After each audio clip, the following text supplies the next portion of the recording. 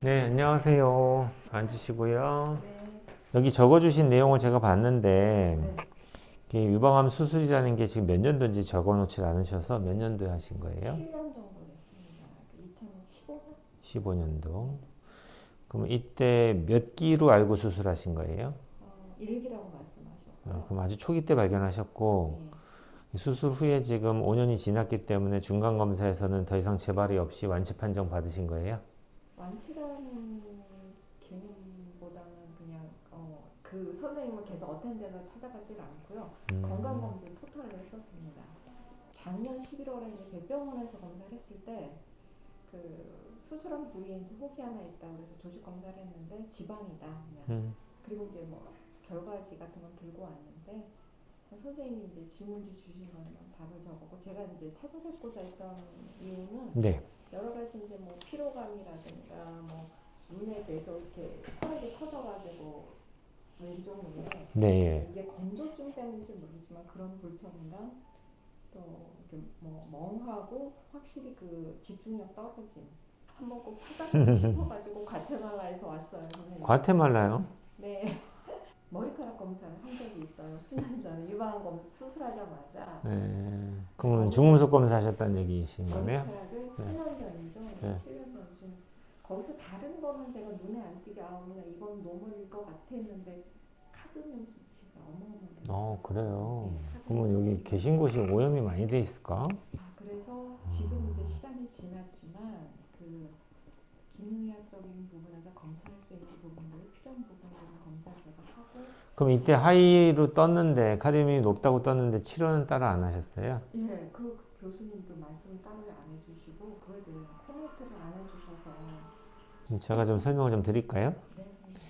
네, 지금 여기 이광재 교수님 병원에서 하셨던 유전자 메트라 검사는 저희 병원도 하고 있지만, 네. 지금 이렇게 나오는 경우는 저는 정밀 검사하지 말라고 얘기하는 편이에요. 그 이유가 아직까지는 발현되고 있는 암이 없다라는 건 확실하고요. 네. 향후에 생길 수 있는 가능성에 대해서만 얘기를 한 건데, 그 가능성을 생각해서 막 오지도 않을 걸 미리 고민해 가면서 그걸 막 찾는 게 아무 의미가 없어요. 일단은 머리에서 정리를 좀 하셔야 되는 게, 적어도 우리가 4단계로 나눌 때 지금 거기서 말했던 거는 중간 단계 이하의 결과가 이게 나온 겁니다. 폐나 간이나 위나 대장 쪽에 앞으로 발생할 위험 리스크가 있을 수 있는 곳이 거기입니다 라고 얘기해 준 거지. 검사상에서 걔네들이 어떻게 퍼블리시 하냐면은 지금 현재 당신 몸속에 암이 진행되고 있는 게 있습니다, 없습니다, 이걸 얘기를 먼저 해주고요. 없다라는 가정은 지금 현재 없는 겁니다. 그것도 어떤 기준이냐, 적어도 2mm 이상 되는 암은 없는 거예요. 근데 2mm라는 개념이 엄청 작잖아요.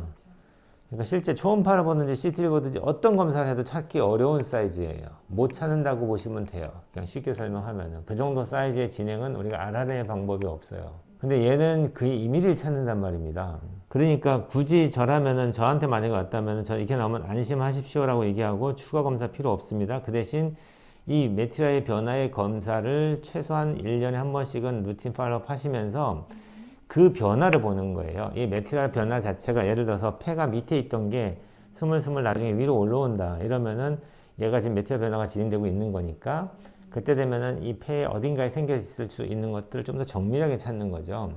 예를 들어서 위장이 나왔으면은 우리가 대충 내시경 검사하듯이 훑어서는 찾지를 못하는 사이즈인데, 조금이라도 내가 의심이 된다면은 눈 씻고 찾아보겠죠. 분명히 어딘가에 있으니까 얘가 떴을 건데, 열심히 찾다 보면 조금이라도 이상 병변이 보이면은 조직 검사도 해볼 수 있고 한데, 이 개념이 전혀 없는 상태에서 그냥 우리가 건강검진 하듯이 병원 가서 나 위장 검사해 주세요 이렇게 한다고 해서 내시경 들어가면은 그걸 그렇게 찾지 못해요.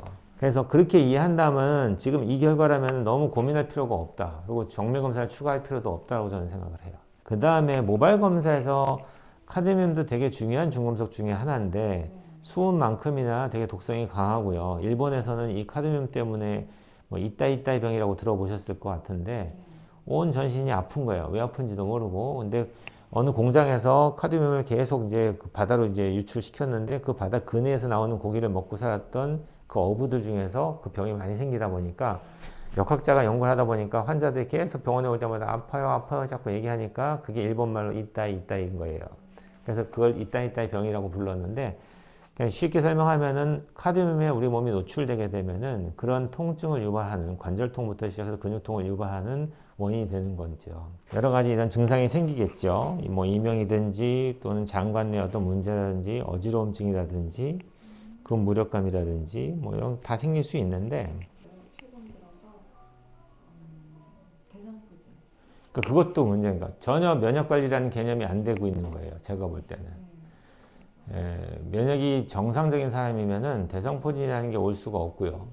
일반적으로. 왜냐하면 내 면역 자체가 그 바이러스를 억제하기 때문에 내가 죽을 때까지 그 바이러스를 갖고 있지만 액티베이션이라고 하는 활성형이 되지 않아요.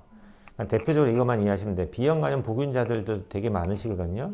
그분이 죽을 때까지 한 번도 액티베이션 하지 않고 가시는 분들도 있고요. 어떤 분들은 몇 년이 불구하고 계속 액티베이션 하는 분이 있어요. 그러다가 결국에는 간 경화와 함께 간암까지 진행하겠죠. 그렇게 관리하시면 안 된다고 얘기하는 거고, 내과나 이런 데 가시면 대부분 다 항바이러스라고 나온 게 있다 보니까 그걸 줄 거예요. 그게 나쁘다는 게 아니라 그렇게 억지로 바이러스를 억제하는 약을 쓰는 것 자체가 면역에는 도움은 안 돼요. 예. 내가 근본적으로 건강해져가지고 내 면역으로 얘를 억제하면서 사는 게 정상적인 거지, 내 면역을 키울 생각은 전혀 안 하면서 누군가의 도움을 받는다는 생각하는 거니까 그 모든 생각은 옳지는 않을 거 아니에요. 그죠? 기능약 치료라는 개념이 다른 게 아니라 그냥 항산화 치료하고 해독 치료하고 이런 것들을 하는 거예요. 모든 기능의학적인 치료의 포커스라는 거는 내 몸이 일어나고 있는 여러 가지 염증 반응부터 시작해서 안 좋은 모든 것들이 뭘 하나를 얘만 하고 얘는 그냥 있는 그런 개념이 아니라 전체적으로 좋아진다는 개념이 되는 겁니다. 우리가 살다 보면 우리가 전문가들이 아니다 보니까 누구 말을 들어야 될지도 모르겠고, 괜히 그냥 전문가들은 그렇게 하라고 겁을 주면은 답은 없잖아요. 환자들은 약자니까 따라할 수밖에 없고. 그래서 그럴 때 그게 이제 자기 운이라고 생각하는데요. 제대로 된 의사를 만나서 그래도 바른 조언을 얻을 수만 있다면은 그래도 그거를 피할 수도 있으니까. 저는 아무튼 최후의 보루라고 생각하고, 수술이라는 개념은 도저히 어떤 방법으로도 해결이 안 된다. 어쩔 수 없고 지금 당장에 안 하면은 생명에 직결되는 어떤 위험 요인이 있다. 이럴 때는 고민해 보지만, 그게 아니라면은 철저하게 고민을 하고 몸 관리를 해보고도 해결이 안 되는지를 본 다음에 결정해도 안 늦는다. 그렇게 생각합니다. 컨디션이 안 좋고 정말 그 현지에서 해야 될 일이 너무 많아서 정말 안 가면 안 되는 상황이 아니라면은 어떻게든지 몸을 건강하게 만들어서 얘를 정상적으로 잘 쓸 수 있는 정도의 몸을 만들어서 그러고 나서 또 활동하시는 게 맞지, 어줍지 않게 좀 대충 하다가 또 가면 더 나빠지면 또 들어올 거란 말이에요. 신지록신도 드시고 계시고, 갑상선 기능 제 유튜브도 보시면 알겠지만 외부에서 T4 호르몬을 넣어줘도 얘를 갖다가 내 몸에서 활동하는 호르몬 T3를 전환해야지 활동하는 건데, 문제는 T4를 T3를 잘 못하는 사람 같은 경우에는 내가 아무리 뒤에서 T4를 넣어줘도 나는 갑상선 기능 저하가 증상이 해결이 안 되는 거죠. 그래서 그걸 확인해 드릴 거예요. 지금 내 몸에서 내 몸이 건강하면은 T4를 넣어줘도 얘를 잘 전환을 시켜요. T3로. 그래서 잘 쓰고 있으면은 전혀 걱정할 거 없고 그냥 드시는 대로 드시면 됩니다. 이렇게 얘기할 건데, 검사를 해봤더니 웬걸 T4를 많이 줬는데도 불구하고 T4를 T3로 전환을 못 시키고 리버스 T3를 만들고 있는 거예요, 내 몸이. 그러면은 나는 먹었는데도 계속 피곤한 거죠. 그렇게 상황이 되면 안 되기 때문에 그때는 약을 바꾸든지 수정을 해야 되기 때문에 그걸 확인해 드릴 거고요. 우리 몸이 피곤을 느끼는 여러 가지 루트가 있어요. 그거 한 가지만 얘기하는 게 아니라 갑상선이 좀 안 좋아도 피곤하지만 부신 기능이 떨어져도 피곤하고요. 그 다음에 우리 몸에 빈혈이 진행돼도 피곤할 수 있고요. 어떤 영양소가 결핍이 돼가지고 에너지 사이클이 제대로 안 돌아가도 내가 피곤을 느낄 수 있어요. 그러니까 한두 가지가 아니고 되게 많고, 더군다나 영양 결핍은 아닌데 중금속처럼 이렇게 오염되어 있으면 그게 각각의 에너지를 만드는 사이클을 블록하는 역할을 하는 거예요. 그러니까 영양소가 부족해도 얘가 안 돌아가지만 충분해도 돌아가는 갈 것 같은데 누군가 막는 거야. 이게 바로 중금속이 하는 일인데, 이게 또 우리 몸에 많으면은 안 돌아가니까 또 피곤해요. 그러니까 한두 가지가 아니죠, 그 원인은. 그 모든 것들을 다 찾아가지고서 뭐가 문제인지를 확인한 다음에 지금 여기가 안 돌아가고 있네? 그럼 여기를 딱 치료해 주는 거죠, 우리는. 그러니까 그게 이제 전문가가 해드려야 될 문제고, 일반인들 수준에서는 잘 모르시니까 증상만 갖고 유튜브를 찾아 뒤져 보시면은 누가 막 이런 얘기하면 나하고 증상이 되게 비슷하니까 난 저건가 보다 하고서 또 저걸 또 어떤 분들이 막 열심히 먹기도 하고, 그러니까 그러다가 아다리가 딱 맞으면 그분은 너무 좋은 거죠. 그러면 또 옆에 사람들한테 내가 그거 먹었더니 너무 좋더라 하지만 이 사람은 다른 이유 때문에 피곤한 거면 이걸 먹어도 아무런 의미가 없죠. 그런 거예요, 그냥. 간낭종이 생기는 이유도 아주 쉬운 이유라고 생각하시면 되는데, 간인 세포가 파괴되는 과정에서 그냥 동공화되는 의미하고 똑같아요. 갑상선도 우리가 파괴가 되면은 그 조직이 죽어버리기 때문에 네크로시스가 되는 과정에서 그냥 할로오관처럼 그냥 비어버려요. 그 안에 이제 물처럼 차는 거죠. 이거는 뭐 제거할 것도 없이 그냥 갖고 있는 수밖에 없어요. 그냥 죽은 조직이니까 죽은 도시하고 똑같아요. 그걸 뭐 어떻게 해야 되는 거 방법 없죠. 죽었는데 뭘 다 되살려요. 그지 못하게 우리가 노력하는 거지 지금은.